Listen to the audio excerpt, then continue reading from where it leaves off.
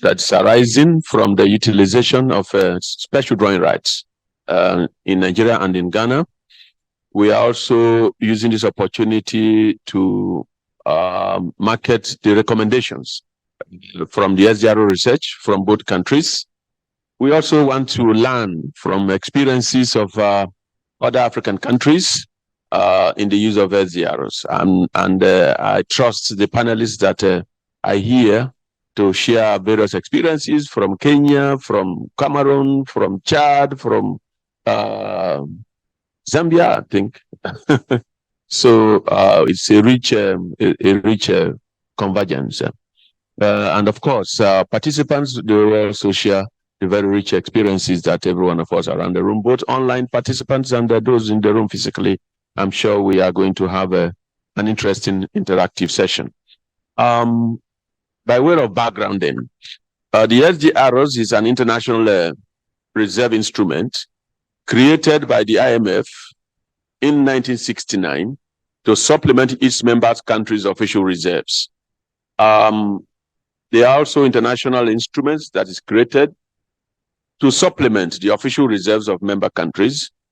And in 2021, following the COVID crisis, as well as the fiscal challenge that arose as a result of COVID, there was this special allocation of 456 billion SDR, which amounts to some 650 billion that was approved by the board of the fund in August of 2021, being the largest ever allocation by the IMF to address a global challenge and to help countries cope with the impact of COVID.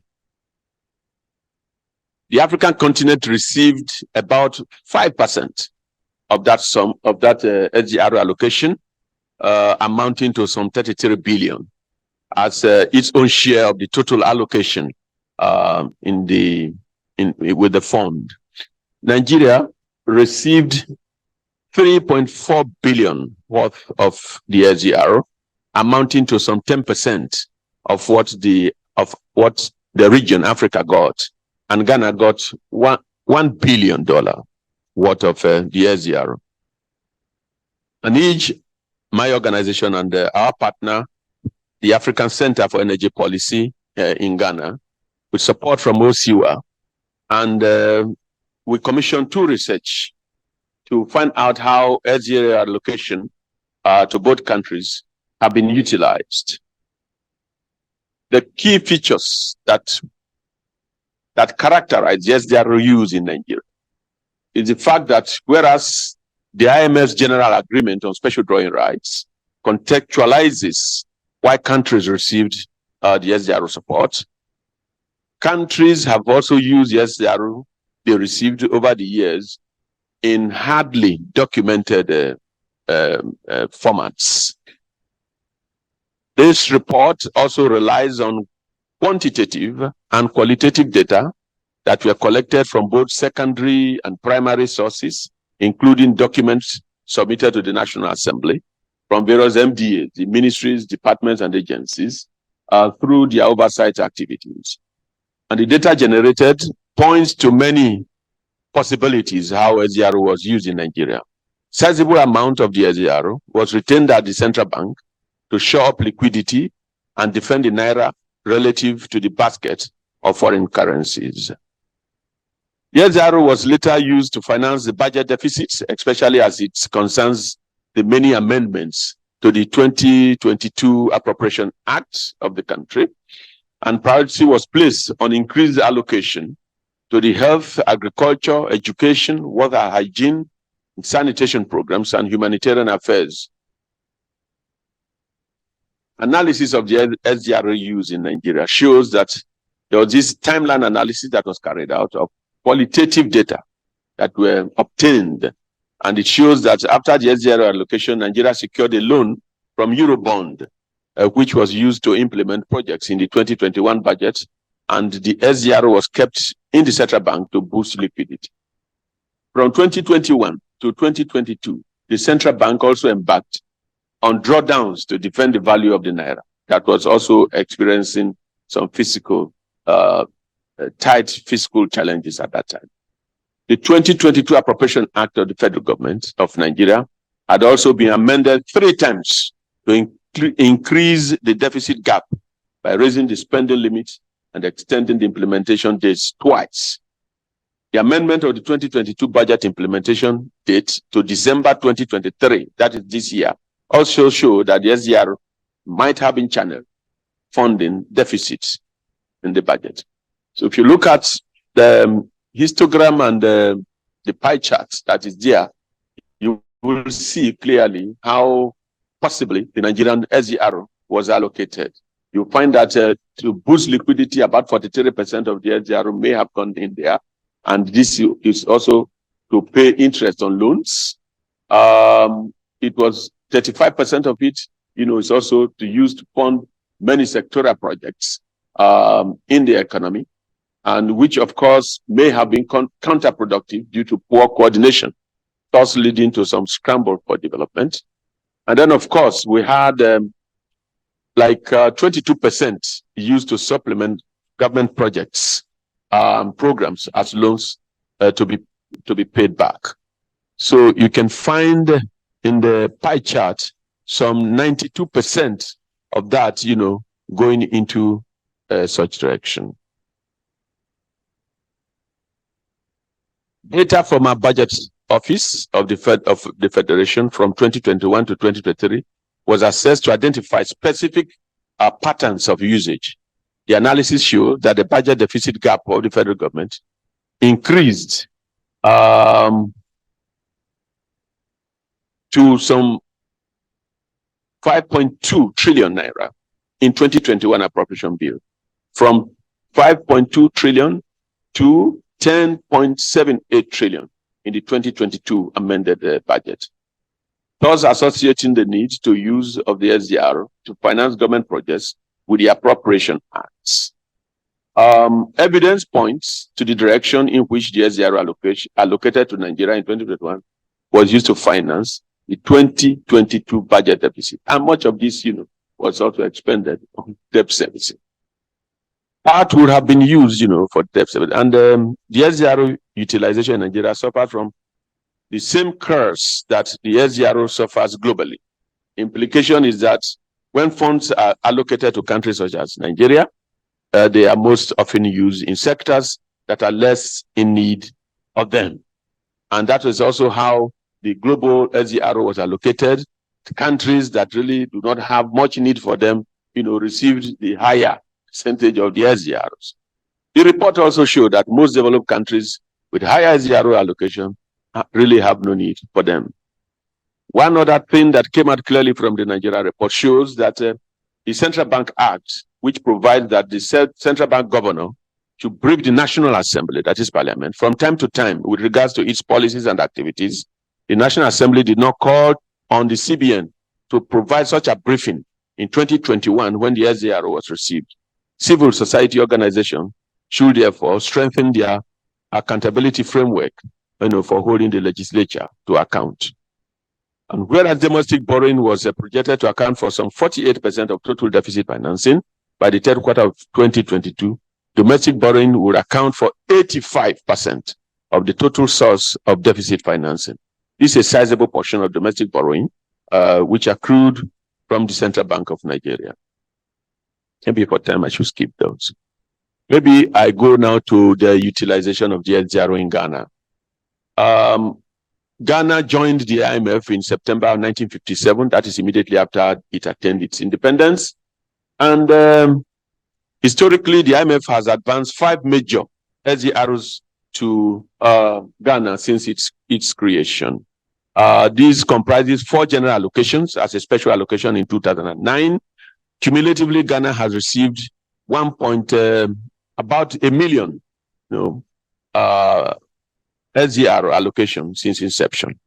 And admittedly, the IMF recognizes low-income developing countries who are least recipients that they need the SDR the most compared to high-income developed countries with high reserves and cumulative SDR holdings. In the case of Ghana, the 2021 fiscal data reveals that in December 2021, a first tranche of the SDR was utilized. The fiscal deficit for the year had amounted to some 43 billion Ghana shillings. Of these total, approximately 1.8 billion Ghana shillings, that is around 300 million US dollars, was financed by the SDR, representing approximately 30% of the new SDR received. The average exchange rate as at November 2021 obtained from the Bank of Ghana was $1 to some 5.9 Ghanaian shillings. So the government also indicated its intent to partially finance the 2022 projected fiscal deficit of Ghana shillings 37 billion with the remaining SDR. This was aimed at lessening the country's dependency on domestic borrowing. So this is a snapshot of the SDRs received in Ghana from inception up until date.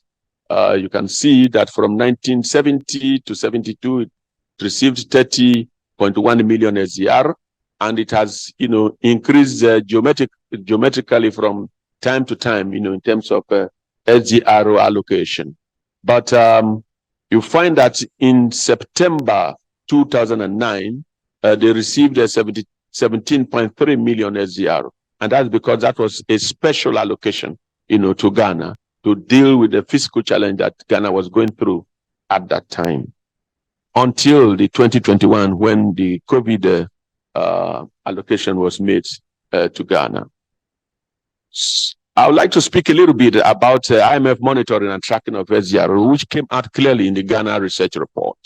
In line with its mandates to attain sustainable economic development of its members, the IMF is deliberate on ensuring that countries formulate policies that advance economic stability.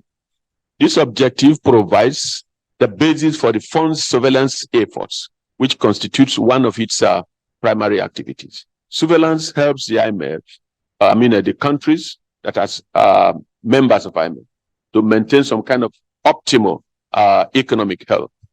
As part of the process, the IMF is consistently vigilant for potential risks to stability in member countries and provides suitable policy advice to address the identified risks.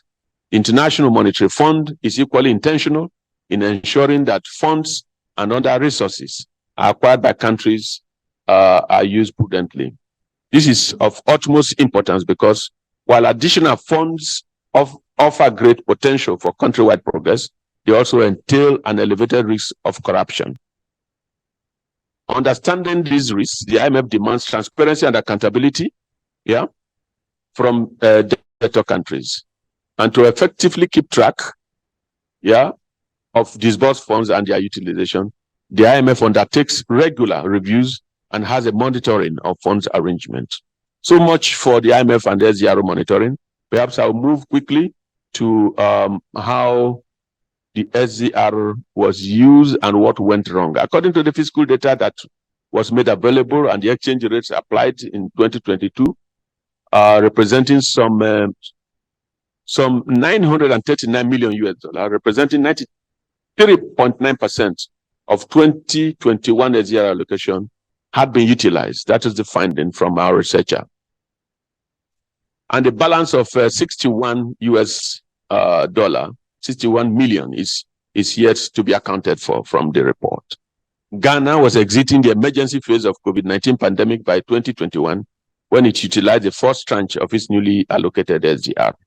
And the country had appreciable level of international reserves of $9.1 billion, equivalent to some 4.4 months of import cover, more than the minimum threshold of 4.0 months import cover set during the mid-term review. And so Ghana exchange rate had also been considerably stable within the year, hence monetary policy responses was not critical at that time. However, Ghana's debts were approaching unsustainable levels, coupled with wide fiscal deficits. Therefore, government's decision to invest the first tranche into budgetary support as a debt management measure was useful at that time in contributing to sustaining the macroeconomic stability of Ghana. This was also consistent with the recommendation 25 under the fiscal policy, which allowed possibility of larger fiscal deficits and of greater use of reserves for budgetary financing as part of the debt management measure of Ghana. Guidance note for the fund staff on the treatment and the use of SDR allocation. Ghana did not prioritize. Yeah. How many minutes more for me? 4 minutes.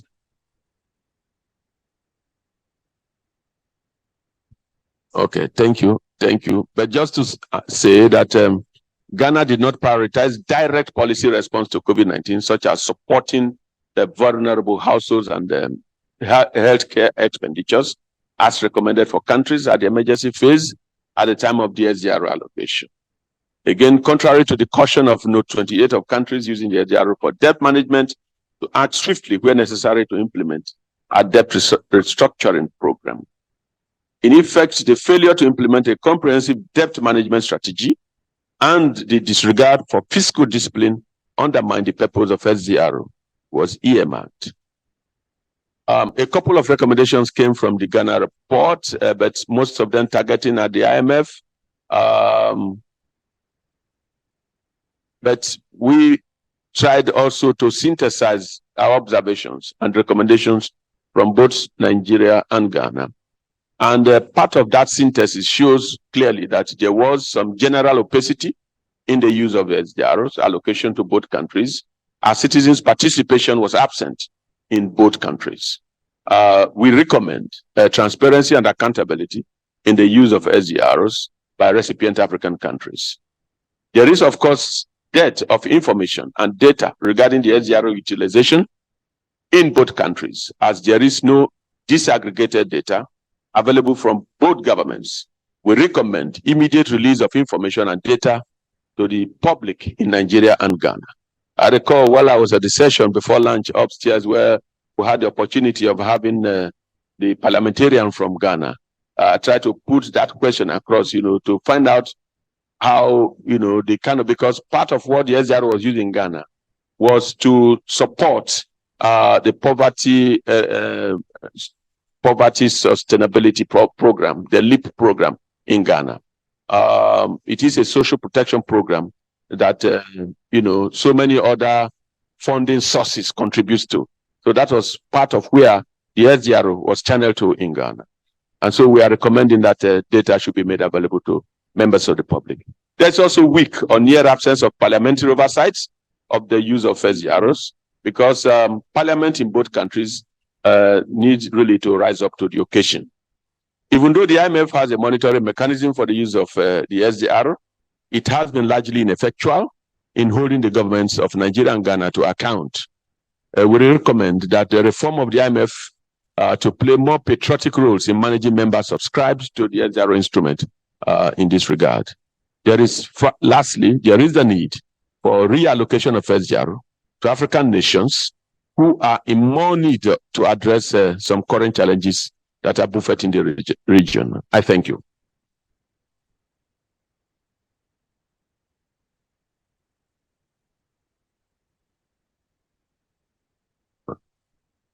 Thank you, Leo. That was a very elaborative information on the findings of the utilization of SDR in Nigeria and Ghana. And when I look at that presentation and the recommendation, you realize that it talks very universally on what's happening in most Africa countries in terms of the allocation and the usage of the SDR. And first, I have to say that I'm very happy or proud that the panel I have here, all of them actually have worked on SDR in their countries. And taking into consideration what he has alluded to, I've noticed some of the recommendations as you have put them and they cut across. And I want just to start with the panels. And I want to start with Veronica Ndegwa from Institute of Public Finance in Kenya. where they have also done a work on SDR location and usage in Kenya. And this will give us a clarity, taking into consideration what Leo has provided in terms of even the recommendation. Some of the recommendation, as I noted them down, lack of data, opacity of the usage of SDR, and these are normal and common. But yes, so Veronica, maybe just to start with you, understand that IPF undertook a study that assessed the utilization and allocation of SDR in Kenya. But I just want you to take us through on what came out of this paper, taking into consideration the findings that Leo has brought up in terms of the gaps in the Africa countries' usage and allocation usage of SDR. What came out of this paper in terms of accountability and transparency of the usage of SDR in Kenya? Maybe you can just take us through a general overview of what you found and how it relates to countries like Nigeria and Ghana. Yes. Thank you, Shem.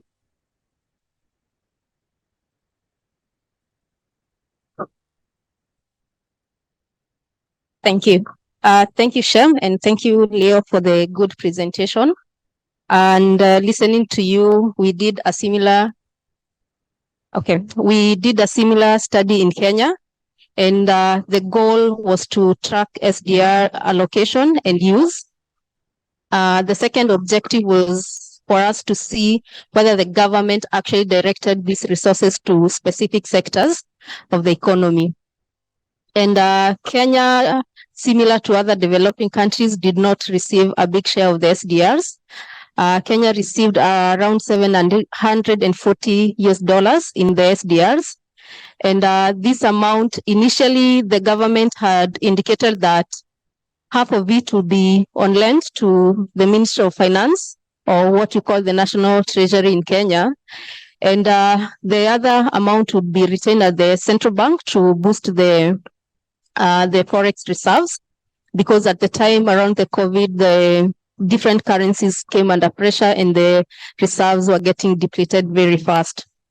But that changed along the way. A review of the budget documents that came out after our report came out revealed that actually the entire amount was on lent to government, and the reason given to it was to support economic recovery.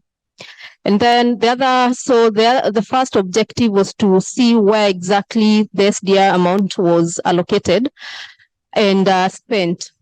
For the financial year 21-22, part of it, the government reports was used to fund recurrent expenditure, but no specifics of what exactly was funded through the SDR allocation.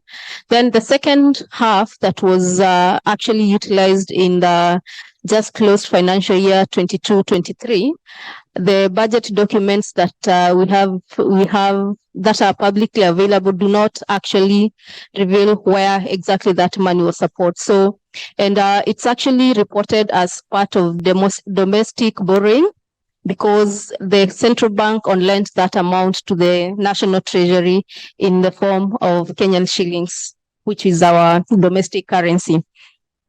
And then looking at the budget documents, the various budget documents that are produced by the government, as I have mentioned, we can't tell exactly where the SDR amount was used.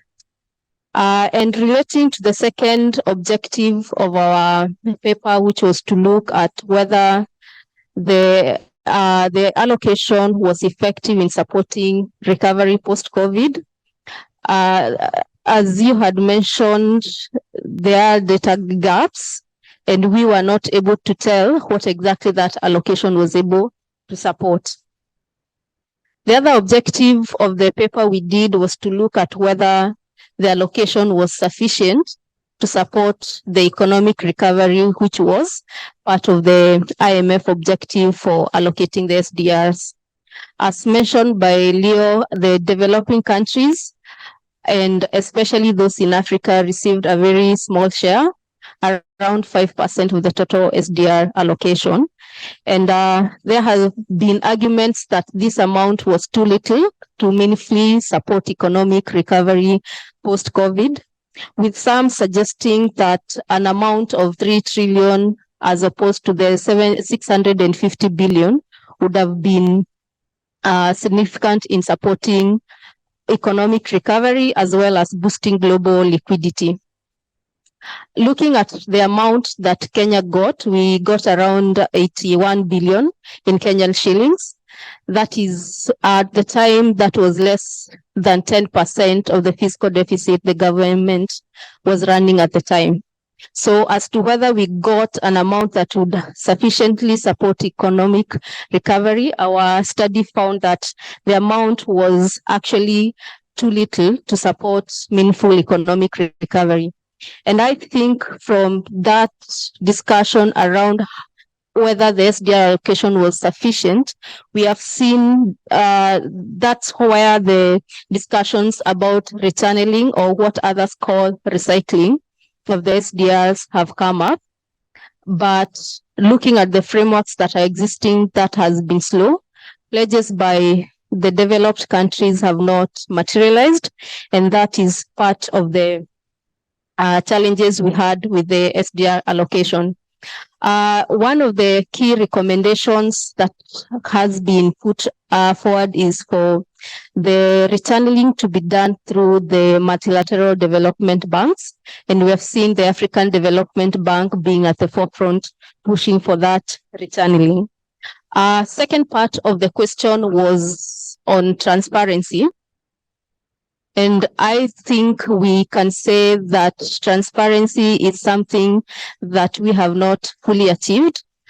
Of course, we can see the SDR amount being reported in budget documents, but reported as a block figure. So we can't exactly tie that allocation to a specific spending, even in our country case.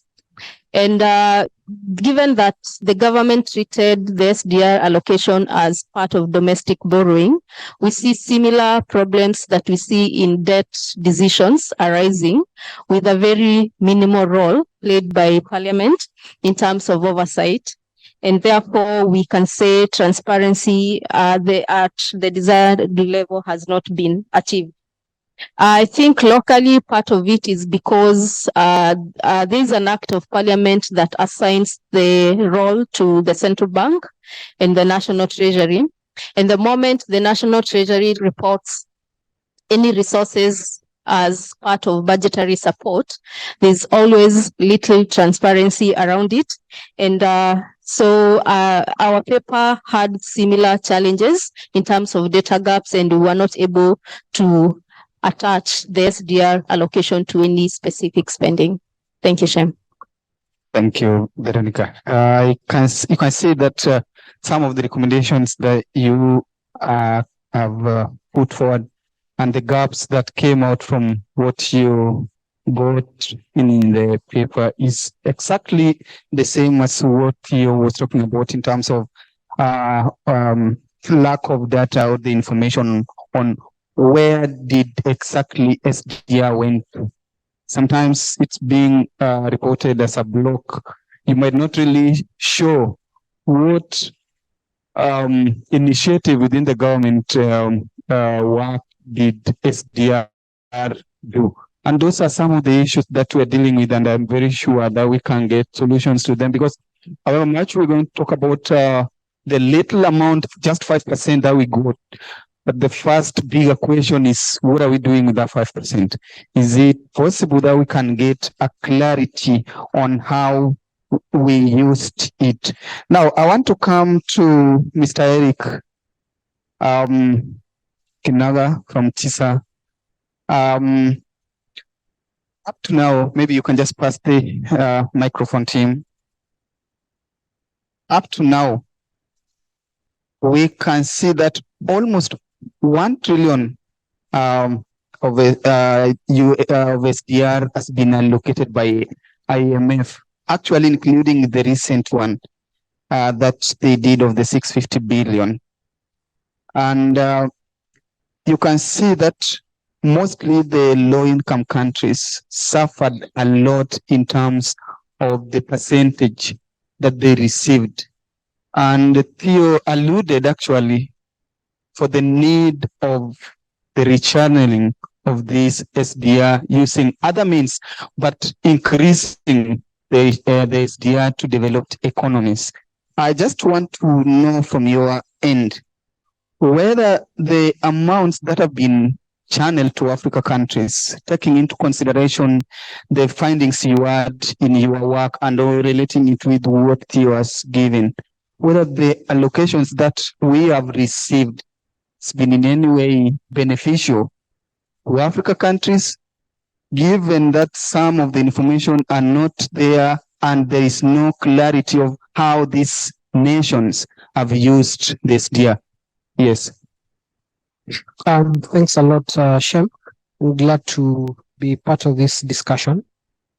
So from the, maybe I can just, before delving into your question, just mention that we also recently did a study which, in fact, we've not formally disseminated. We are in the process of finalizing that study, but some of the findings that Leo has mentioned and Veronica did mention cut across some of the issues we're looking at. And we had a number of objectives. The first, of course, being to determine the experience on absorption of SDRs in Kenya, but also in other African countries. And I think the SMARC picture that we saw across the countries we're looking at is an issue of transparency and accountability around the utilization of that. But I think the other prominent issue that emerged was on the fact that that developing countries have demonstrated the ability to utilize SDRs compared to developed countries. And when you look at the variances between the population share, developing countries having about 83% of the population share, but getting about slightly over 34% of the SDRs allocation across board, paints the picture. And of course, the other issue about the absorption with countries like with developed countries getting recording about less than 6% of absorption rates to the SDRs allocated to them, and which I think, and this is what has informed the whole conversation around the rechanneling of SDRs, to where they are most would be most useful. But I think to answer your question, were they sufficient? I think the answer is no. And especially because if we have existing evidence, particularly from the OECD and others, about the financing needs for Africa, and the fact that the SDRs allocation fell below just about 17% of Africa's need at the time, and I think this has been repeat across time as we've continued to see the allocation of SDRs. So they're not sufficient. And there's a lot more that can be done to improve the allocation and the rechanneling. I think there's a whole conversation about commitments that have been made by G20 countries to rechannel about $100 billion US. That's only, I think, China has lived up to that commitment, but most of the other developed countries have not lived up to that. So there's a whole conversation around that.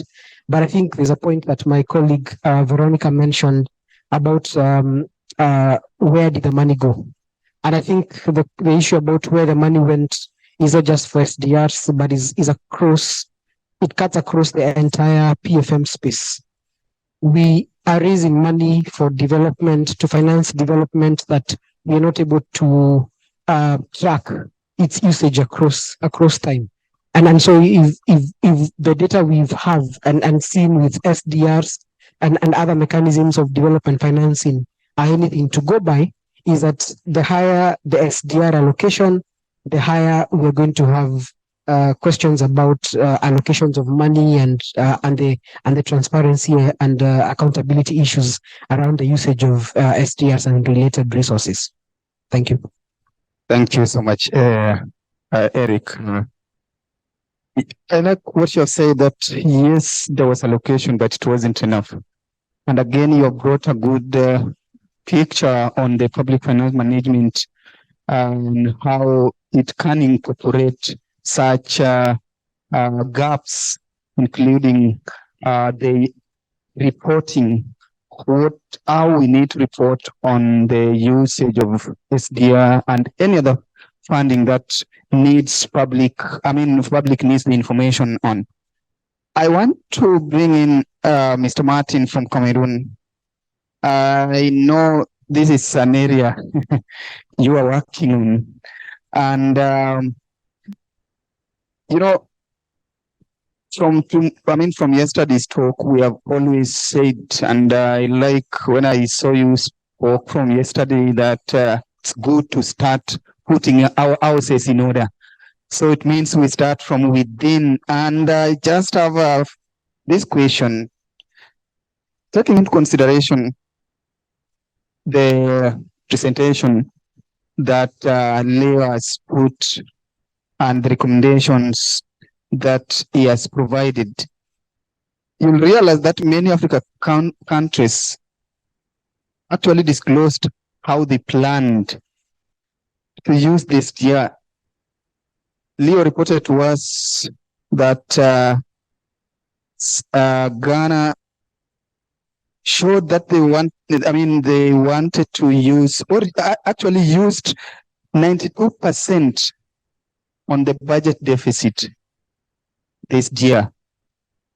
And now, my concern that I would want you to respond to, taking into consideration the debt crisis that African countries are going through, do you think that this SDR allocation that we add really help us to fill the gap of the deficit that the countries are, because from the time, taking into consideration the COVID-19 time, you'll realize that up to now we are still talking about the debt crisis. The simple question is, to what extent did it help that we can now say surely however much it was just 5%, but a country like Cameroon can say that it helped us to fill the gap? I don't know whether you have gotten me right. Yes. Thank you very much, Shem. I got you right. But if I answer your question, I'll be useless. Because actually, there is something which worries me about SDR. Because when you ask whether it has been enough, yes, we can say it hasn't been enough, because what Leo presented is appeal to almost all African countries, including Cameroon. That is, it has not been enough. But there is something we get wrong on. SDRs are not meant to be planned for, because this is an instrument for us to ensure economic stability. That's why it was created, as we heard from Leo in one of the short hints that he gave us. And we always get wrong thinking that SDR is not like getting some money from outside that you will allocate to this or that. So you will see that some of the countries where you don't have this allocation analysis, paradoxically, are on the right track, because actually, if you keep SDR as what it is, you are not supposed to know where you put that, because it comes to support your liquidity when you are in economic trouble. And this is what it should be used for. Unfortunately, we did the way we heard from the report. That is, we use SDR to try to see how we allocate to or this or that. this brings me back to what I've been saying since yesterday. We need to sweep the house. Sweeping the house means that we need to have macroeconomic systems that work. And then if we got into a situation where at a given moment, considering external shocks, we are imbalanced, then we can call for SDR to come and support and then reestablish the balance, the macroeconomic balance that we're looking for. So, but there is another idea which is now evolving, because for decades now, SDR within the IMF and World Bank system have not played their role. The idea today is to change the way we want to use the SDR. That is, making sure that the SDR can come into the global system and do it such that countries that have more capacity to call for resources help those that have less to do so through the SDR. So it's not about using the SDR directly to allocate to this or that. I really want to get this clear, because when we discuss this in many forums, we tend to think that the SDR, this is not money. The SDR is a capacity that a country can call for and use through other mechanisms to get to money. And you do that when you get to money, indeed, it comes to increase your debt level. And if your debt level is increased, you need to have enough resources to be able to pay back. To do that, you need to have gotten a good managing system right from the bottom. And that's where it brings us back to sweeping our house in terms of how we plan the whole economy. I mean, the whole fiscal system, the whole budgeting, the way we do it at national level is very important for us before we look at using SDR. Thank you. Thank you, Martin.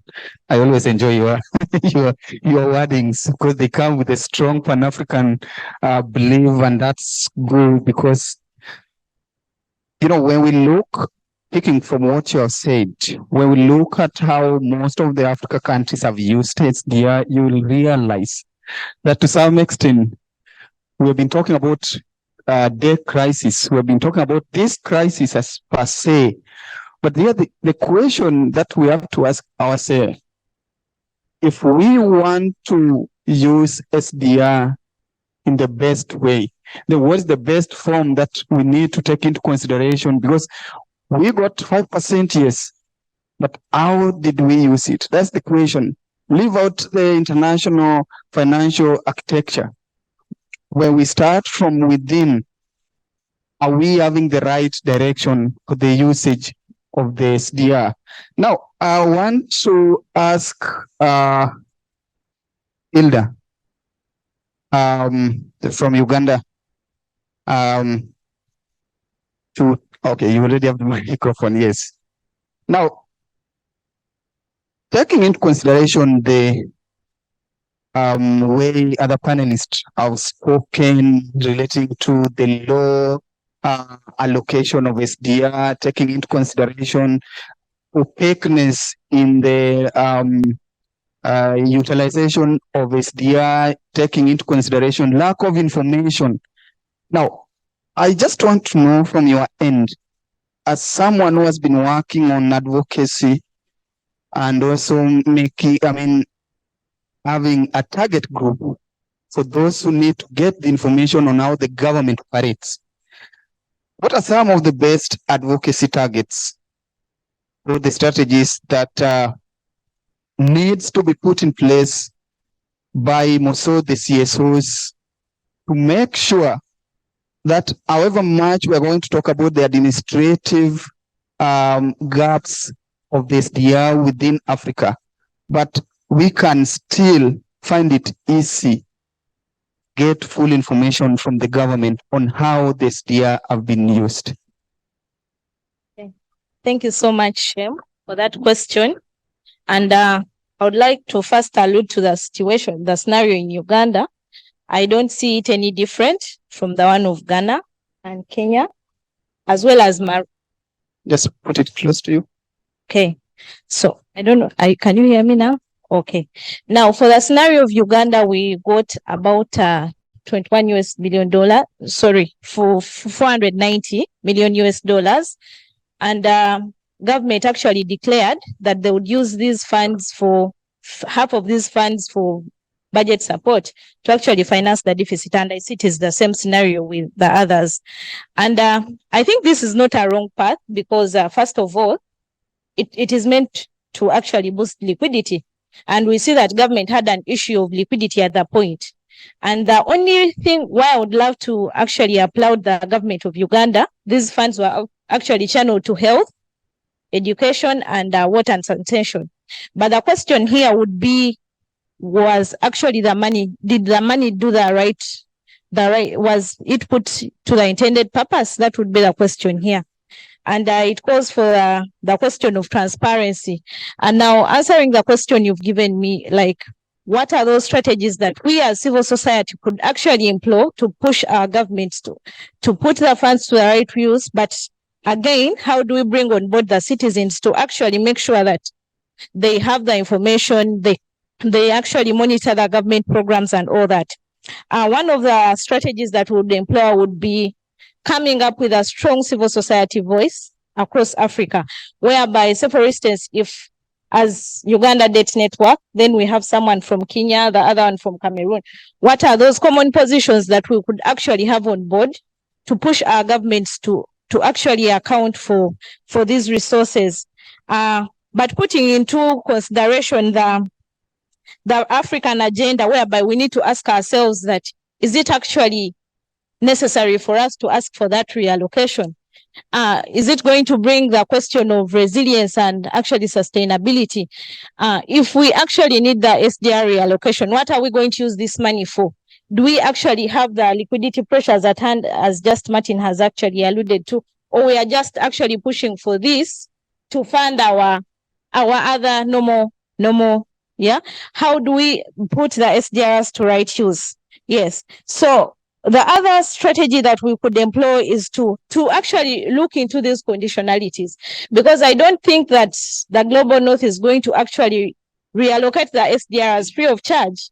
It will come up with a debt question, right? So the question would be, if it is debt, what conditionalities are actually tagged to this debt? Yes, because over the years, yes, it will look like it's concessional, but has the concessional borrowing actually helped us? I'll give a scenario in Uganda whereby we've seen government actually telling us in the public debt management framework that concessional borrowing will only be for public spending and all that, while the non-concessional will go to projects that have a high return on investment. But we actually see that the capital formation is not growing, yet there is an increase in non-concessional borrowing. It means that we are borrowing for recurrent expenditures as well to actually push this. So my question here, I want to trigger both of us, all of us in this room, is that much as we are pushing for a reallocation, is it necessary? Will it put us back to the begging board? I don't want us to keep advocating for reallocation, but then we have to actually plead with the creditors to actually give us some of these finances. So we need to have a common civil society position, and we need to actually analyze this at a national level and see whether it actually applies across the board. It shouldn't be an omnibus thing that everyone should actually request for reallocation. It should only be if it is necessary to actually boost the liquidity, as Martin alluded to. So for now, I think those are the strategies we can employ. Thank you. Thank you, Hilda. Actually, you have brought something very important there. We are advocating for rechanneling of SDR, but will it not come with the debt implications? I want to bring in Mr. Nasu, who works in the Ministry of Finance, Budget and Public Account from Chad, and an economist by profession. I want you to take us through, you know exactly what Chad got in terms of SDR, but I want you to give us just a clarity on we are advocating for rechanneling of SDR. What debt implications will it come with? And again, from most of the organizations that have done the work on the SDR, you will realize one important demerit that it comes with is you don't know whether the information lies with the central bank or the information lies with the Ministry of Finance. You don't know who to ask, because I know very well that when SDR it comes through the central bank. Central bank give part of it, if possible, to the ministry. Because of lack of information, you realize that it's not easy where to get this information. I know it's a big question for you, but to some extent you have gotten what I've asked. Merci beaucoup. Merci beaucoup pour la question. Je vais commencer par votre dernière question, c'est-à-dire... Just a minute, I will request all panelists, if possible, they can just... yes.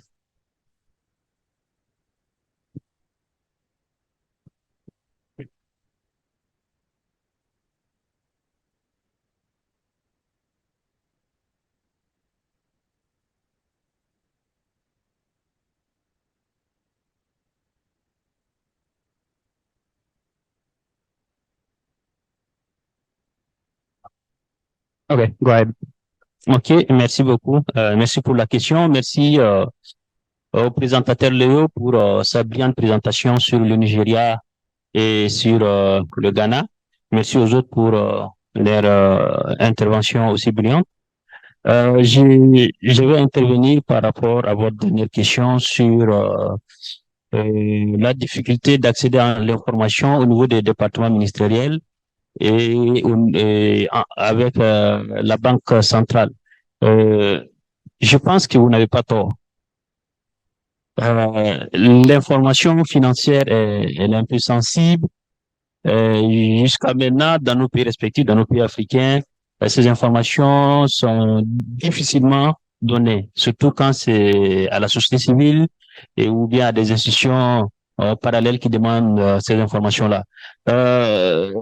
La question, elle est un peu large, bon, mais je pense que ça dépend aussi de la personne ou de l'institution qui demande l'information, premièrement. Les informations diffèrent. Donc, il y a des informations qui transitent par la Banque centrale, qui viennent, n'est-ce pas, au département ministériel, au ministère des Finances et du Budget, tout ce qui est relation avec les FMI, parce que c'est des partenaires intermédiaires qui sont entre les institutions de Bretton Woods et le département ministériel. Il y a d'autres informations qui sont beaucoup plus liées aux finances publiques des pays en question, c'est-à-dire les questions de mobilisation des ressources, par exemple, les données, je dirais, micro, résident au niveau des départements. Si vous voulez des informations sur les recettes fiscales, par exemple, d'un pays, il est plus facile de les avoir au niveau du département ministériel qu'au niveau de la Banque centrale. Donc, ça dépend de la nature des données et ça dépend aussi quelque part de l'institution qui demande. Donc, la bureaucratie africaine, on connaît sa lenteur. Ça va de soi. Après, je pense que vous avez tout à fait raison en posant cette question. Par rapport aux droits de tirage spéciaux, en question qui fait l'objet de la présente discussion, pour ce qui est du Tchad, je vais d'abord planter le décor de DTS. On appelle les DTS en français. Donc, Léo a expliqué un peu, mon avis de droite a aussi donné des explications sur l'instrument financier qui est le droit de tirage spécial. Bon, en 2021, le FMI avait alloué 650 milliards de dollars pour tous les pays membres. Pour les 190 pays membres du FMI, 650 milliards de dollars ont été alloués. Et la part qui était réservée à l'Afrique n'était que de 34 milliards. Même pas 10% pour les 50 quelques pays africains qui sont aussi membres du FMI, 34 milliards de dollars pour tous les pays africains. Donc, pour pouvoir, n'est-ce pas, indiquer combien la part qui revient à l'Afrique, malgré sa population, qui est de près de 2 tiers, n'est-ce pas, d'ici quelques années de la population mondiale, il est important, n'est-ce pas, de souligner cela, de faire valoir que bien que les droits de tirage spéciaux ne sont pas de la monnaie en tant que telle, mais un instrument financier intermédiaire qui permet aux pays, n'est-ce pas, bénéficiaires, soit de payer des dettes, soit, n'est-ce pas, d'augmenter ses réserves, etc., etc. Donc, je pense que c'est aussi important pour nos pays qui ont besoin de ces mécanismes financiers afin de résorber la question du développement.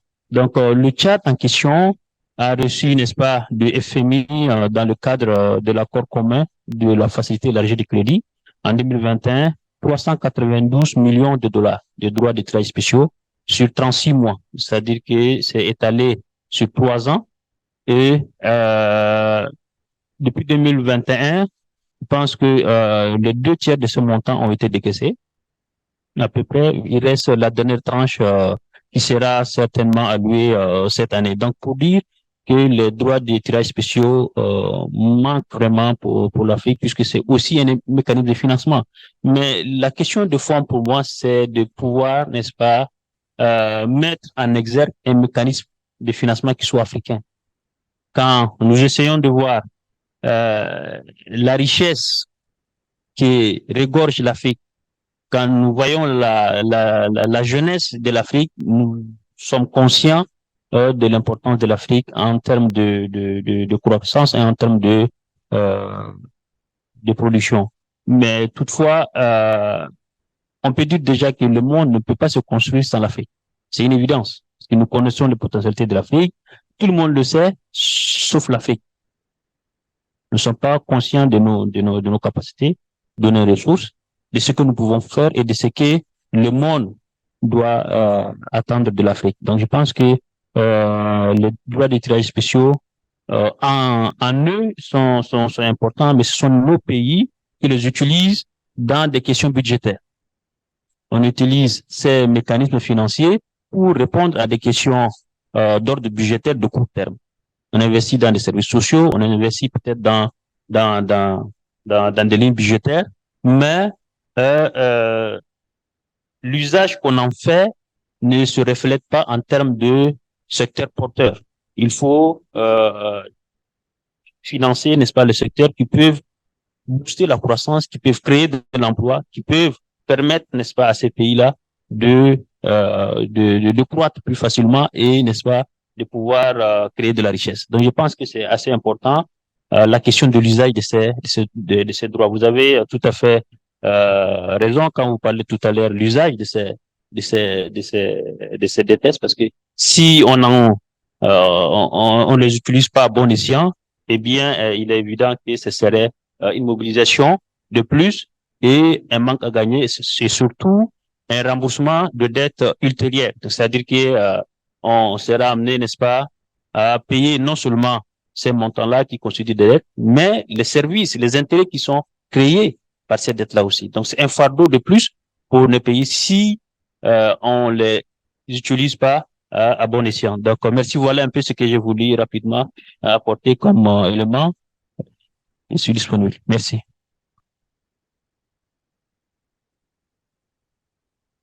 Thank you, Mr. Nasu. That's very clear on your analysis of the Chad and the Africa as a whole. I like what you have brought up when you were talking about the Africa financial pictures per se. Like, we need the Africa-based financial facility, because in the long run, if you listen to what there was a speaker yesterday from Africa Union who said that for how long will we be crying when we can't find solutions for our own problems first? And I think it's the right time that we can talk about that. But I want to open room for discussion before panelists will have their last point. So I want to see by show of and so that I allocate time. Is there extra microphone? Oh, you have it. Sorry. It's okay. Okay, let me start from the end. Yes. Okay, thank you very much. An excellent presentation by the panelists. My name is Prince Asafoje. I'm part of the trade union group at this forum. My point is about utilization of funds, and since yesterday, we've been discussing the fact that debt in itself will not be a bad thing. So I want to find out from the research and also from the experiences of our other panelists, beyond the story that are told of the allocations of the funds, are we able to tell a story of how actually the funds were utilized in terms of they did get to the target? Because we know in our country sometimes resources we get loans and they are allocated to specific projects, but the projects do not get done. So I would like to find out if we are able to track and know that actually those that were allocated for social protection were actually got to those who needed it. Thank you. Thank you. Yeah, let me just finalize with that desk, then I'll come to you. Yes, Mr. James. Thank you. Thank you very much. My name is James Muragori from the Institute of Public Finance. My question, I'm trying to throw it to the panel for discussion. Then do SDRs give us the right mechanism to start pushing strongly for the reforms around the international financial architecture, considering, as the research has shown, that actually majority of SDRs goes to those who do not need them. So does it then give us the avenue to say, let's start here. Look, you did not need this, but you got this. And this what you got is actually what continues to be the yoke around our countries as debt.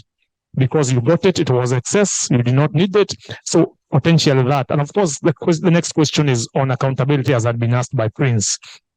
The accountability, how we receive those resources and how we spend continues to be, to pile up. And affects, becomes toxic debt when you think about future generations. How do we approach that question with regards to accountability? Thank you very much. Thank you. Yeah, let me go there. I'll come to you. Let me finalize there. Yeah, thank you so much. I'm Mike Panda from Malawi Economic Justice Network. Just as the rest of the panelists, we also got just a drop in the ocean, as everybody else is lamenting.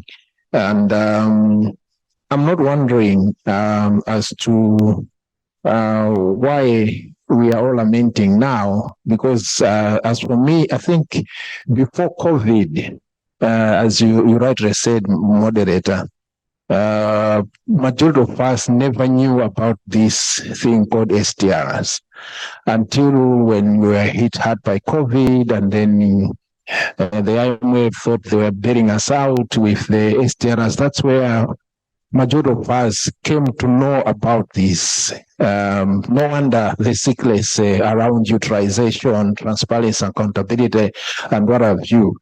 When we teased out, even in our context, when we teased out our government on the whereabouts and utilization of what we got, I think similar cases were coming out. No, we used it for balance of payment, we used it for budgetary support, we used to finance deficit in the budget, blah, blah, blah, blah.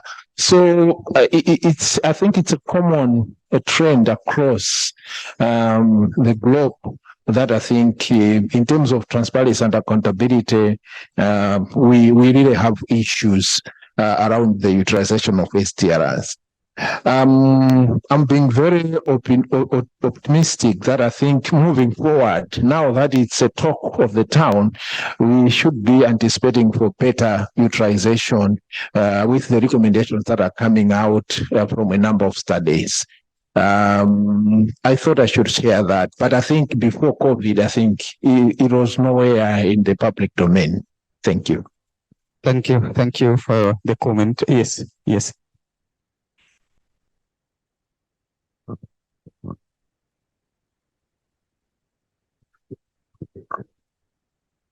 Okay, I'm going to speak French. Ok, merci d'abord pour les brillantes présentations. Ils nous ont permis de bien comprendre les DTS, la notion de DTS. Bon, je suis économiste de formation. J'ai beaucoup de questions, mais compte tenu du temps, je vais résumer en 3. Je vais prendre 3 questions seulement. J'en ai beaucoup. Je voudrais mieux comprendre les DTS. Voilà, premièrement, je voudrais d'abord savoir quel est le critère d'allocation de DTS. Le critère, parce que j'ai vu que les enveloppes ne sont pas les mêmes d'un pays à un autre. J'ai vu que le Nigeria seul a eu 10% de la part de l'Afrique, et alors que le Tchad n'a reçu que 300 quelques milliards. Donc, quel est ce critère-là? Est-ce que c'est un critère de bon élève ou un mauvais élève qui permet d'octroyer l'enveloppe? Deuxième question. Deuxième question, je voudrais savoir, comme le présentateur l'a si bien expliqué, que le DTS permet de faire face à des crises. Alors, quelle est la nature de la crise? S'agit-il des crises naturelles, des catastrophes naturelles, ou bien, par exemple, des crises créées par l'homme, telles que la guerre, etc. Est-ce que devant ce genre de crise, le DTS intervient aussi? Dernière question, comme j'ai beaucoup de questions, je m'arrête à troisième question. Troisième question, connaissant nos États africains, où il y a la montée en puissance des actes de corruption. Alors, est-ce que il y a des mécanismes prévus par le FMI, des mécanismes de sanctions aux mauvais élèves, entre guillemets, et les mécanismes de récompense aux bons élèves? Est-ce qu'il y a ces mécanismes qui existent par le FMI? Merci beaucoup. Thank you. Very clear questions. I don't know them. Leaving someone. I think that we are good to go. So maybe anyone want to start?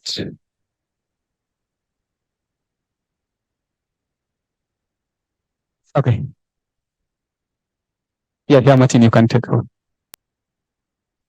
Much shame, and thank very much for the questions. I'll start with the last question, because the last question helps me answer the first one.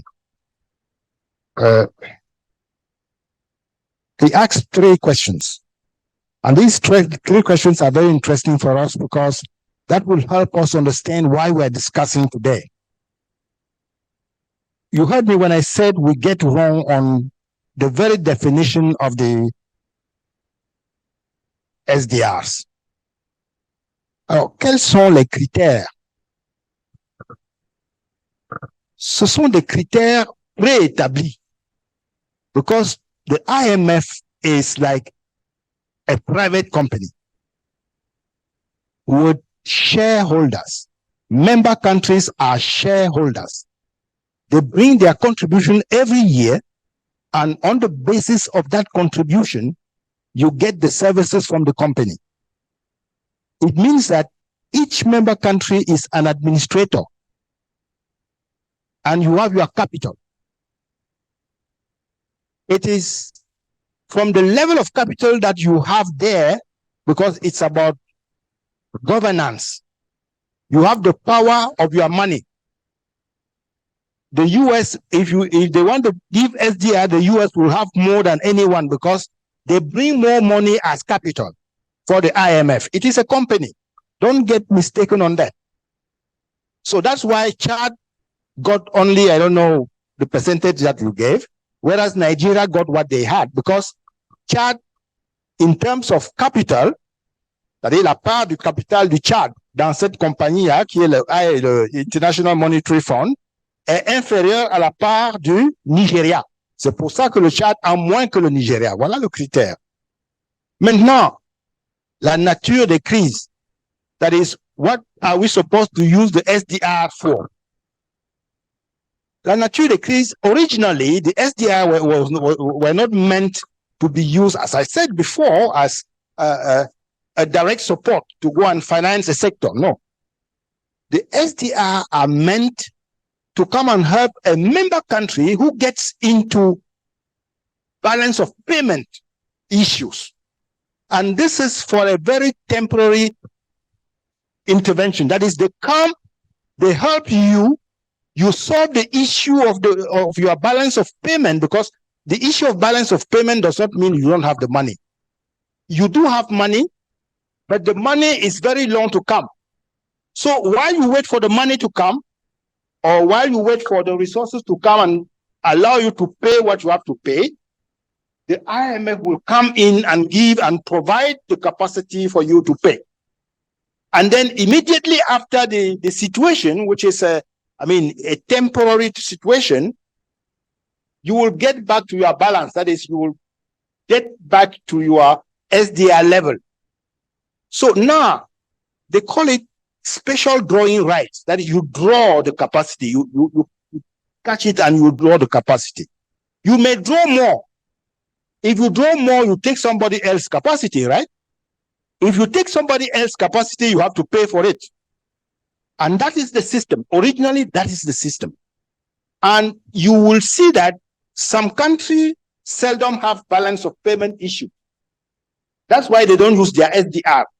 Or some other countries are so smart that even when they have the balance of payment issues, they use other ways to solve that, like the US. They deceive everyone with the dollar, and then their balance, their balance of payment issue, we pay for it through the dollar note, because they can issue dollar at any time. When they have issues, they issue dollar, and then you in Saudi Arabia, you will be happy to get the dollar and give your money. So that's the issue. So the kind of crisis is that of balance of payment. That's the original definition. Now, the third question, you said, are there any mechanism, a sanction mechanism or rewarding mechanism? En réalité, quand c'est fait comme ça, when it is done like the way I just described, which is a private company, the mechanism of rewarding is there in terms of what you earn when the benefit comes in, right? That's where you get your earning. It is not someone somewhere who it is the way they use the money, and it brings interest. The interest, you have more interest than another one.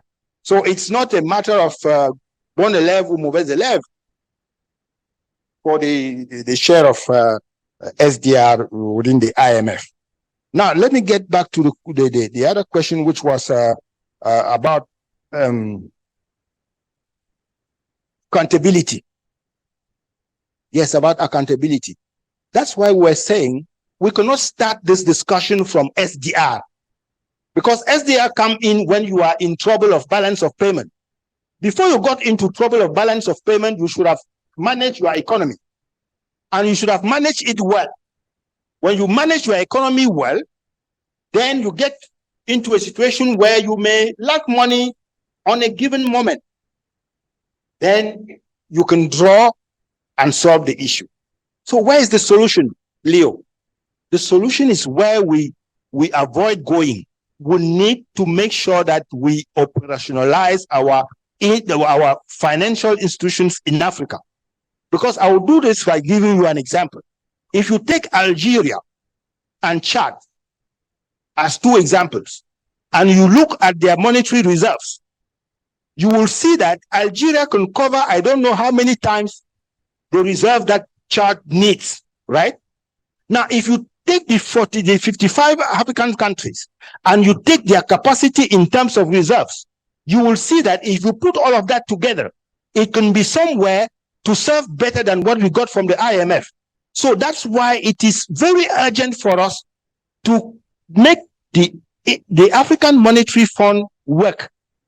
With the African reserves, we will be able to deal with any issue that we do have today by trying to go and look for SDR outside.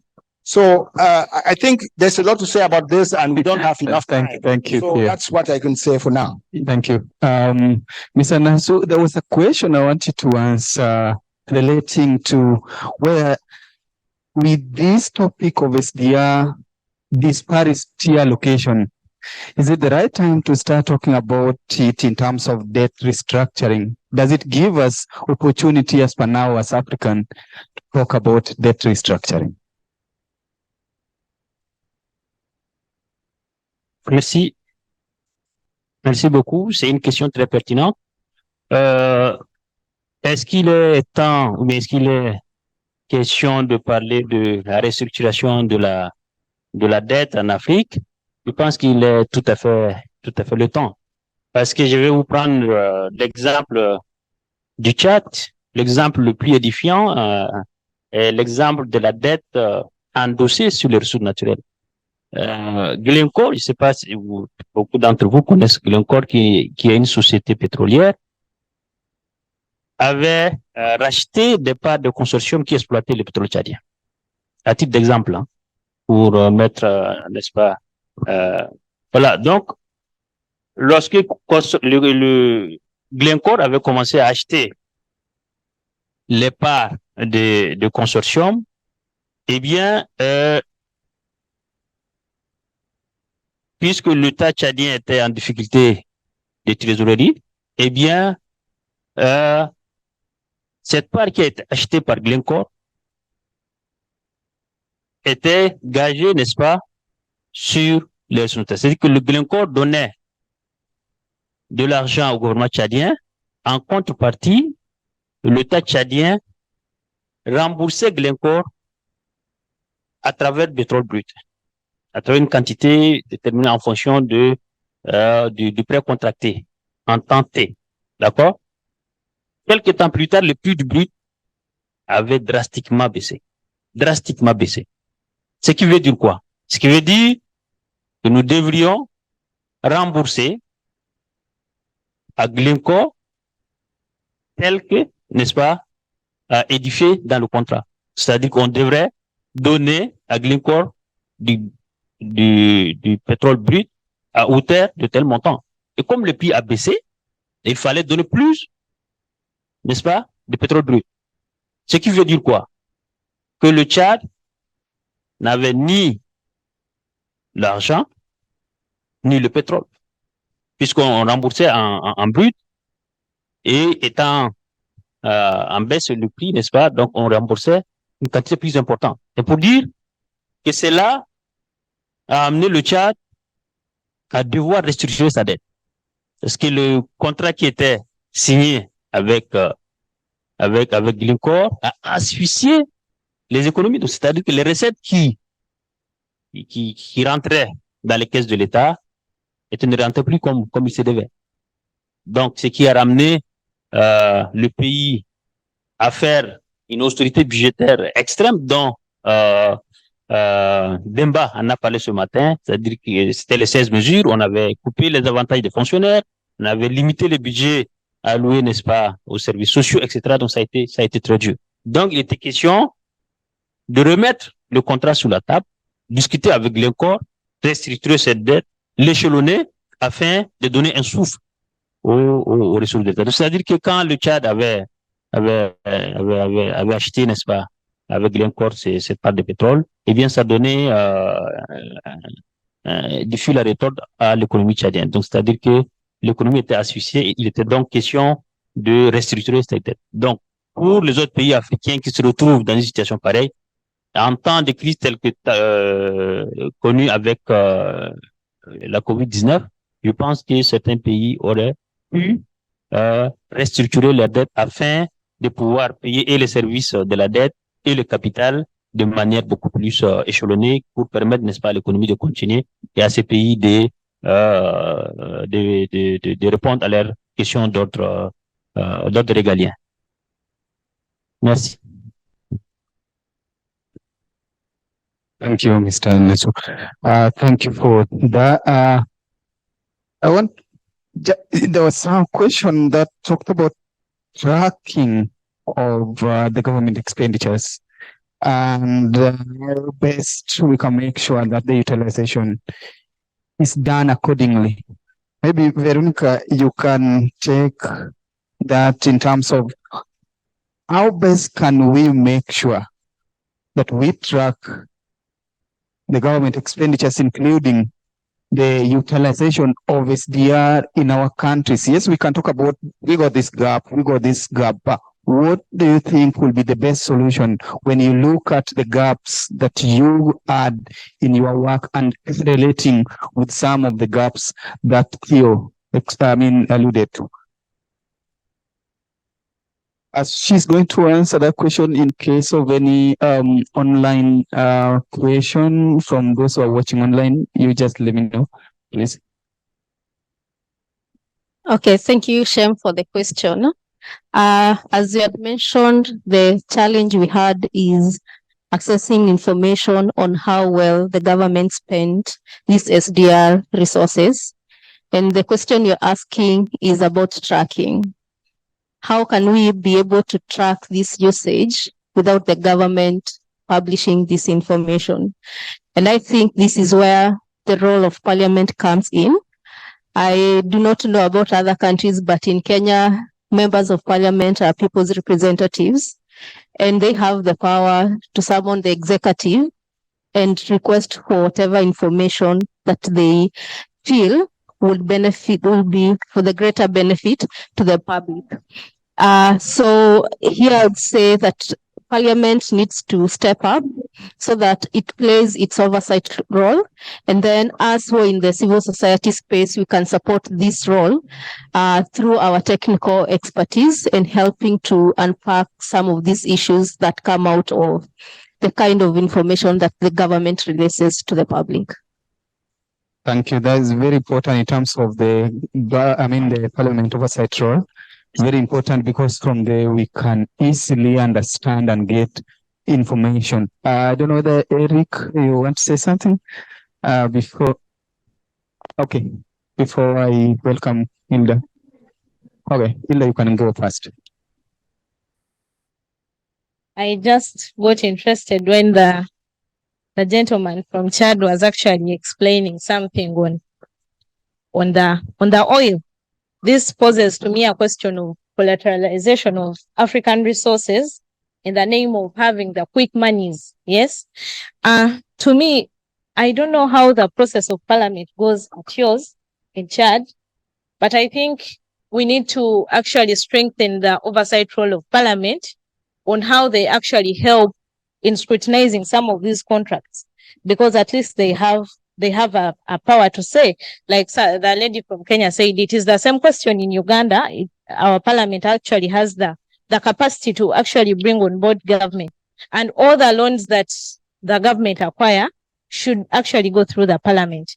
But several times we've seen some of the loans not going through parliament, yes, but at least when the civil society push, yes, to request, I'll give you a case in point. We have what we call the Luvoa Specialized Hospital.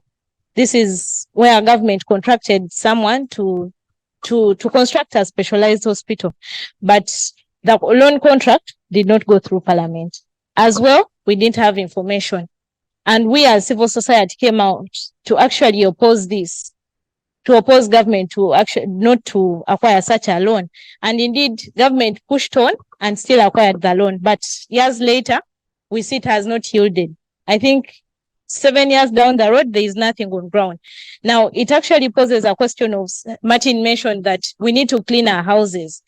We as African citizens, how do we actually ensure that we account and be transparent? Because we don't expect the IMF to come and push us not to go into contracts that are not sound and that are not going to yield economic growth. To me, it poses a question of who benefits from what. Yes, let us stop having a selfish interest, especially those in power. Someone mentioned something yesterday that triggered my mind. A lady mentioned that we keep on saying that we still have corruption because we have corrupt officials. But year in, year out, even when we elect out these corrupt officials, we still get the same cohort of probably the parliamentarians and the various people. But in this room, we need to pose a question of, am I corrupt? The fight against corruption starts with you and me. I'll give a pointing scenario. We have what we call the tax expenditures. Yes, we are grappling to actually reschedule, like for rescheduling of the SDRs. But how much are we losing in these tax expenditures? The illicit financial flows. Can we tackle into this, tap into our domestic revenue strategies to make sure that we actually have resources for sustainable financing? Yes, I think we need to first clean our house, then we run to the global financial institutions to actually lend us. We need to only go there as when we've really failed, not usually going there when it is not necessary. Thank you. Yeah, Eric, you are going to answer that with I think this is very related with what I want to talk about. There's a question from Nigeria raised by Tunde Salman. And first, he appreciate the session that's going on here today. But the question that's asking is on the accountability and transparency. And it's relating it with how best can CSO engage in capacity building to work together for enhancement of how debt and SDR are used in our countries. So maybe you can consider that when you're giving your, I think that will also form part of our closing remarks as Eric will be finalizing. Then you just pass the microphone to the end. Sorry, okay, go ahead. Thank you. So, I think I got interested by what my colleagues were mentioning, and I thought it's important to mention as we are doing the study that we just concluded. One of the findings that will not be on that paper is the people who we approached in Parliament and told us, members of Parliament told us, I'm not confident enough to speak on SDRs as a key informant interviewee. And I think, I don't know if that's experience in other countries, but I think I want to join, just to react to what my brother from Malawi mentioned. And I think you also started with that prior to COVID, most people didn't know what SDRs are. It looks a bit comforting when people who do not know are not in charge of legislative support, are not in the legislative arm of government. But of course, not to say that our parliamentarians do not know. But what we've seen in the case of Kenya is that there's a sizable number of members of parliament who are mandated to hold executive to account, who do not have the tools to be able to hold it to account. And I think that's a significant area of gap. And I think that civil society can be able to address through technical assistance. A lot of us, just by virtue of the fact that many of us in the room here have worked on SDRs in one way or another, or other aspects of debt financing that are an alternative mechanism, which would be really important. There's also the issue about capacity building of parliament as part of the induction and working through with them to be able to build up and improve their oversight capacity. There's an issue I wanted to, I think it was raised in the session earlier today, and I think I feel like it's been a running theme in our panel here, that SDRs are not the magic wand. They are not the magic bullet that we have to look at them. We have to look or take a multidimensional approach in looking at the issues of SDR. And one of, I think, the most potent way forward for us would be focusing on the transparency, accountability of the management of our resources. Because in there, we have various forms of debt financing mechanisms. If we opened up what our records look like, if we opened up our accounting framework, then we're able to see what the murkiness looks like. But if you can't, then you're not able to even provide effective technical support, even if you have the support to provide to Parliament. And I just to buttress this point, one of the a few years back, we saw the reports from the Office of the Auditor General, or rather what we'd call the Supreme Audit Institution, say that about a third of Kenya's budget goes to corruption. And I think this is what my colleague James Muraguri was talking about, the issue of budgeted corruption. That in a budget cycle, you budget for money that will not do the work that it was intended to do, but will go to line people's pockets. And interestingly, the issue about deficit, our budget deficits, which is what SDRs normally would be intended for, is not so different in terms of when you look at the budget deficit and the money that is the quantum of money that is lost every year is almost the same. So it is, if we stretch that thought, is that the SDRs are coming to finance a budget deficit which is equivalent to budgeted corruption. So that money is intended, is in and of itself is money that goes to line people's pocket. And I think what I would say is the devil in our budget. The devil lives in our budget, and we need to smoke him. And I think the best way to smoke him is make our budget accessible, make our budget and our debt management framework open to the public. In Kenya, we made great advancements in our external debt register. We know who we owe externally. The devil is in domestic debt, as we have seen. I don't know about the rest of the countries, but that's where the situation is. And if we constantly hear that these SDRs are coming to finance a budget deficit, the question is, how did we get a deficit in the first place? We've been as the partners who work in Kenya, the last couple of years, our main areas of focus have centered around the issues on budget policy statement. Every year you tell us that this is a budget deficit, we anticipate, but if you look back the last 5, 6, 7 years, every time the budget deficit was placed at this figure, it turned out to be much higher. So, and I think it comes again to be reflected in a supplementary budgeting process. And I think if we address the budget deficit, which again, the other side of that coin is the transparency around it, would be good.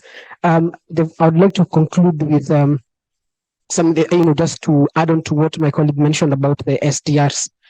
And then I think there's a question that have been asked around what is the criteria for SDRs. I think my colleague elaborately mentioned it. Just want to add that SDRs are like a potluck.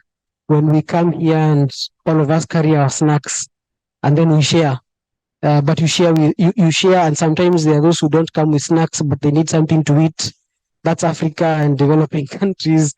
But then we have the quotas, which the quotas are determined by the value of the value of the various currencies, but also the shareholding, which I think he was mentioning. And that quota is what determines the voting record, or the power of voting by IMF countries, and also access to IMF resources, one of them being SDR. So it's not a surprise that developed countries are able to access SDRs better than developing countries. But I think just like we've seen other mechanisms across history, including the Marshall Plan, the SDR system by the IMF was not built for Africa.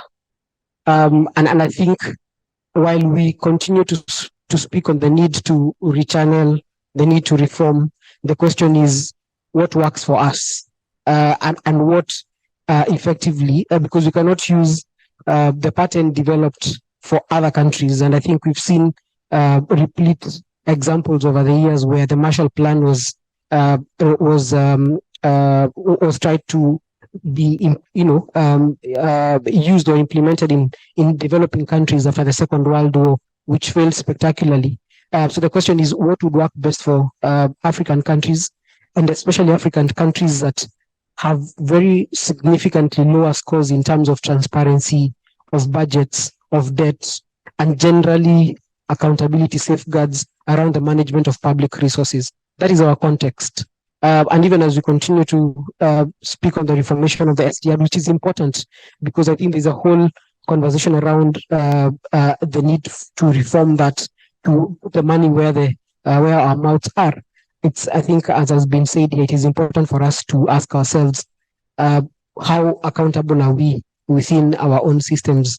And I think the evidence is stark that we may have had very progressive systems in Kenya, and I know many other countries here have a very progressive constitutional and policy. I think yesterday someone mentioned that our problem is not policies. In fact, debt, we popularly say in Kenya that debt is not a technical problem, it is a political problem. And if we can fix the politics of debt, fix the politics of development, fix the politics of financing and trade, then I think we're going to be a lot better and be able to even not need to get the SDRs or reform or rechannel, because then we have the resources we need to be able to meet our public good. Thank you. Thank you. Thank you. I can see some. Let me get through. Then the remaining four panelists can pick them as you close up, so that because we are few, I don't want to block someone from speaking. So let me start with my friend here. Then I'll come to you. Thanks. Let me just hope that maybe my contribution will make the colleagues to speak a bit less. Is to the question of what we need to do. What we need to do. First is to say, I think we all dropped the ball on SDR. Maybe it was because of COVID. So we didn't follow very well what was happening in terms of our government taking this. So we all need to accept we dropped the ball. And on that note is the point that we need to take from this meeting to the plenary as part of what has been a recurring position. On this issue and many others, we need to find better ways to organize ourselves. We should do less of competing, but rather converge on these issues and do well. So we must take the issue in a collective way. Not that my organization is speaking on this, that organization is speaking on this. We are not gaining anything. And when I hear corruption, our leaders are corrupt in this kind of spaces, it's a bit tiring. For me, it's obvious lamentation. Your government is a reflection of your society. To the extent to which you cannot, you have these corrupt leaders, is to the extent to which you have failed to reform the system. So if it's a problem, continue to work at fixing it. And on this issue of collaboration, this is our proposal. We need to take our government to task. We must demand that they are accountable. When you take loan, let's see the efficiency of the loan. By the process, it is transparent, it is well targeted, then it can be monitored. Let us see. Those are the things we should be doing. And when they are not, we should call them out. I will always say this: in some countries, it is not safe to speak out. If it is not safe, this is the beauty of our collaboration. We are a continental organization. We are not in your country. So if we speak, your government will. So if we also get this, we have the opportunity to speak on behalf of our workers in those countries and to say, no, on this issue, this government is not doing this. I use Niger as an example. We have had the opportunity to engage on that issue in a very consistent manner. And of course, a whole number of African civil society organizations are speaking, but not to digress on the issue of debt. This is what I think we need to do. Let's close our ranks. Let's do the needful. At our country levels, let's be vigilant. Let's monitor. In a number of our countries, we have debt management offices. How are we interfacing with this agency? What are we doing with them? That way we can build distraction rather than lamentation. Thank you. Thank you. Last one, I hope so. Okay. I remember in Uganda, I know Patrick here and Hilda can bear me witness. I think there was a COVID tracker that CSOs were doing. And sometimes we presented some of the issues, CSO concerns, to IMF. And to our surprise, some of the issues, I think, were beyond them. So they're okay with, sometimes they're okay with minimal findings. Yet for us, our expectations are a bit higher, right? So I don't know if it's the same experience with the panelists. Sometimes CSOs, it's not overboard, but our findings are really critical. And when you present them to IMF, they sort of downplay them. Is there a similar scenario in the various countries? And what can we do about it? Thank you. Thank you. That's under collaboration, like work collaboration within the country's CSOs, right? So maybe you can, Hilda, you can start 1 minute each. I think that will be enough. Okay, I think I just want to, the question Regina has raised, of course, I also have a question to that, because it's one movement in the same country. Maybe other people will give us their experiences. But based on what the previous speaker had mentioned, the gentleman who mentioned over, like, let's stop being disjoint. I think I mentioned this. A strong civil society voice can actually create more mileage to us. Why? I'll give a case in point. I'd earlier alluded to the Lubowa scenario for Uganda. We came up as many civil society organizations, made the noise about it, and actually Parliament picked interest in that. But I've seen a number of scenarios whereby one civil society mentioning something different, then the other is also mentioning something different. Others are actually siding with the power to be. This should stop among Africans. And I actually concur with what he said, the issue of collaborating across borders. What the Ugandan government is actually trying to stop. We may not strongly come out. UDN Siatini may not come out to say it, but Afrodad, since it is outside the vicinity, they can actually come and push on some of these scenarios.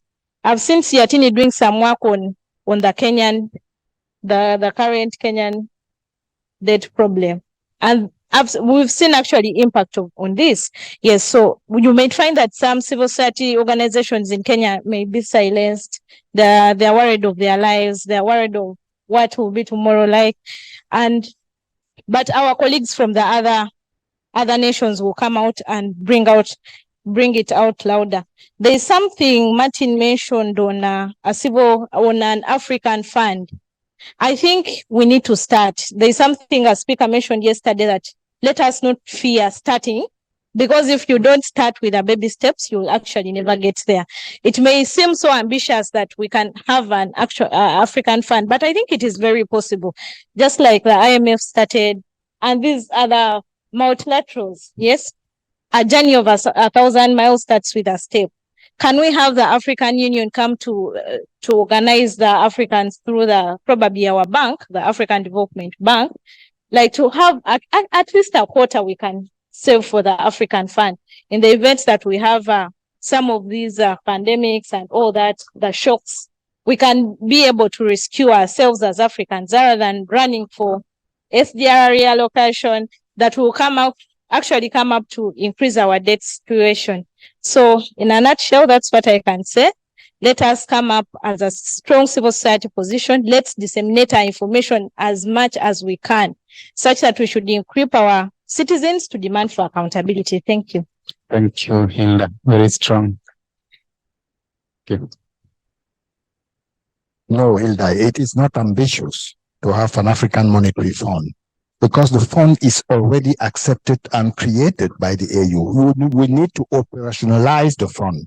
The fund has been created, and the headquarters is supposed to be in Cameroon. They even started building the place. But the thing is, we are not operationalizing some of the solutions that we have. And we do have all the solutions here. And that's why I'm coming back to what my brother said to do my conclusion. And I'm going to use the example that my brother from Chad gave us about Glencore.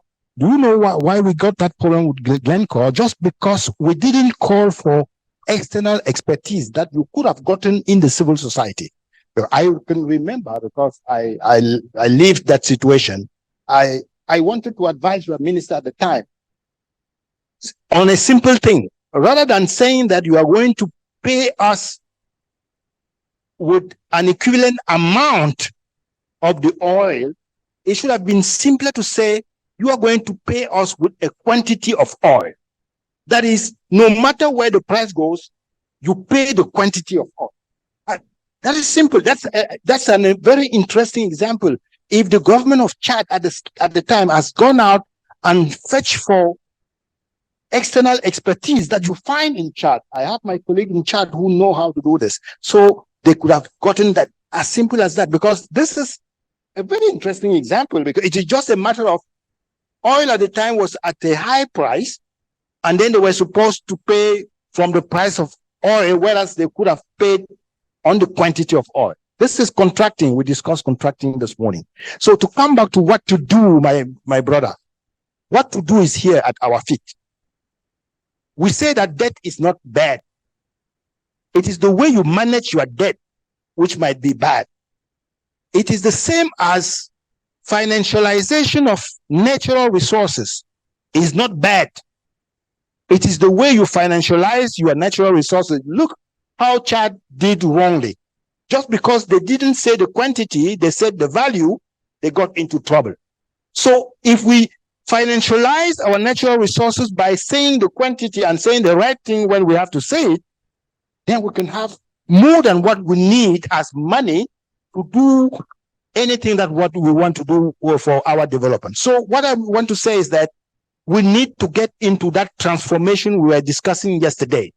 And we have the instruments here. The continental free trade area is an instrument that ensures the market. Now we need to go back home and start transforming whatever we have as natural resources, start financializing our natural resources the right way, and then we will be able, by bringing together the situation from each country to another in Africa, to cover all the deficits that we have.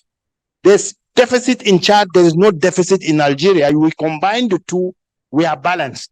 So we need to go back and implement everything that we created within the African Union. And this is where I agree with you, my young brother, that we now need to go back and call to accountability those who went to Addis Ababa and accepted what they accepted, to implement it. This is the time, this is about time for us to implement everything that we have within the African Union for transformation.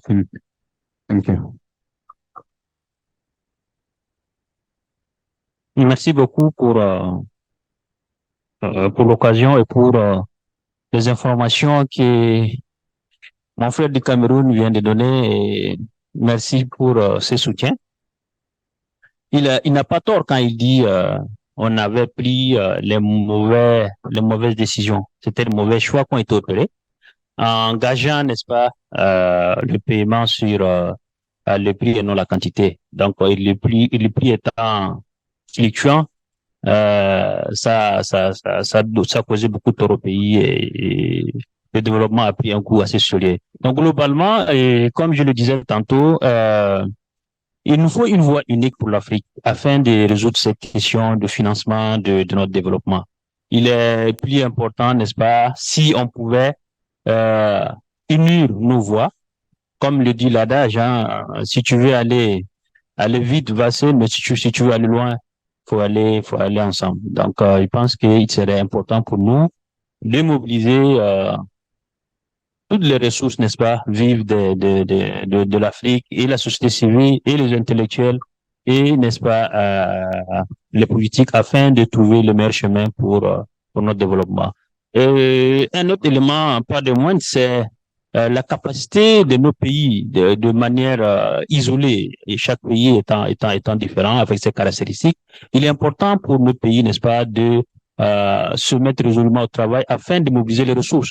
La mobilisation de nos ressources intérieures n'est pas optimale. Je pense qu'il y a beaucoup de failles, il y a beaucoup à faire, on ne mobilise pas assez, la pression fiscale n'est pas à l'endroit où il faut. Donc, je pense qu'à ce niveau aussi, il y a un travail très sérieux au-delà de la corruption et tous ces corollaires. Je pense que nous-mêmes, nous devrions sérieusement nous atteler afin d'assainir nos finances publiques. Je pense que si on se mettait vraiment à mobiliser ces ressources-là, on pourrait beaucoup faire. Donc, voilà un peu ce que je voulais dire rapidement ce soir. Et merci d'avoir pris votre temps pour la session. Merci beaucoup.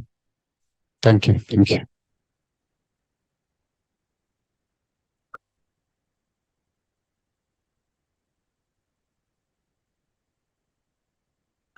Thank you, Shem, for the opportunity to be part of this panel.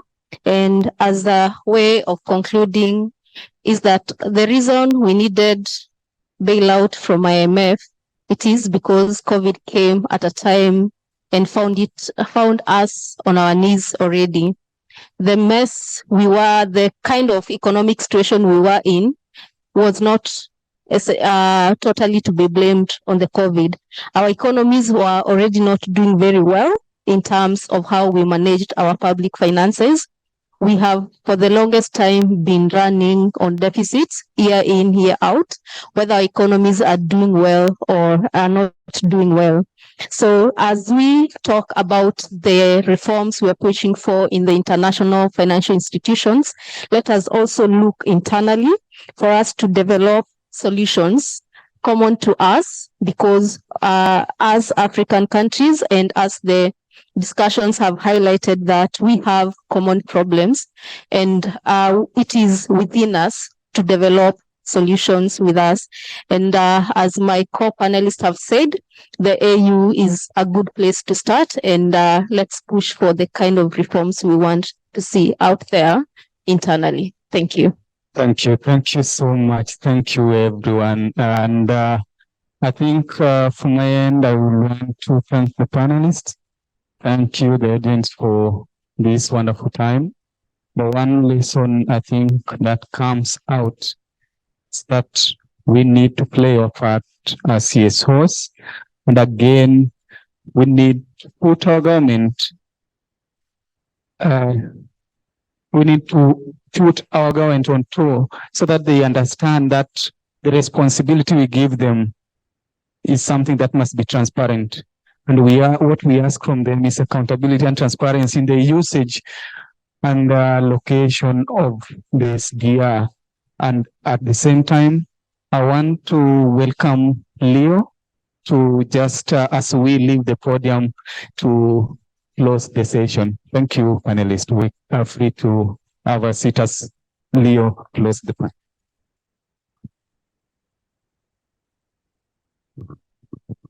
Okay, for me, I think so much justice has been done to this conversation around the utilization of SDRs from our various countries, not just Nigeria and Ghana now. I think I have learned a lot, but it's important that we draw a few conclusions now. The issue of rechanneling of the SDRs is very important now, but what our concerns are, civil society, is the fact that the rechanneling is being done through multilateral financial banks. And there is some implications for that. Because now, since multilateral financial institutions will be involved now in the reallocation, like the African Development Bank, eventually it will now become something like, what do you call it now? Interests. There will be payment of interest. So that will increase the problem of debt crisis of African countries. So that is why it's important that even though we talk about rechanneling of SDRs, there is also the need for it to come straight from the IMF to the African countries. So if you are rechanneling through the multilateral financial institutions, it's going to attract, greater debt burden for African countries. Secondly, I also like to touch on the fact that SDR reallocation is necessary, because I got that from Hilda. It's necessary because we're still, given the liquidity crisis in most of the countries, there still needs to boost the liquidity using the SDRs to do that, particularly for countries that are facing serious fiscal challenges. We hear now that about 8 countries, we couldn't meet their debt obligations because of liquidity crisis. Difficulty in accessing information, issue of bureaucracy and red tapeism need to be addressed. Governments need to provide information for members of the public. We cannot, receive SDRs and you are not speaking to citizens of the country what you received and how you are managing it on their behalf. Lastly, there was a question around if the SDR that was utilized for social protection in Ghana actually got to those that it was targeted at. From the research from Ghana, it actually got to them. The challenge we had was what percentage of the SDR went into that. So that's why we're asking for disaggregated data from government of Ghana. I was happy that I cited an MP from Ghana a while ago, but he has just taken his leave. But I had opportunity of asking that question in one of the sessions, that he also expressed challenge.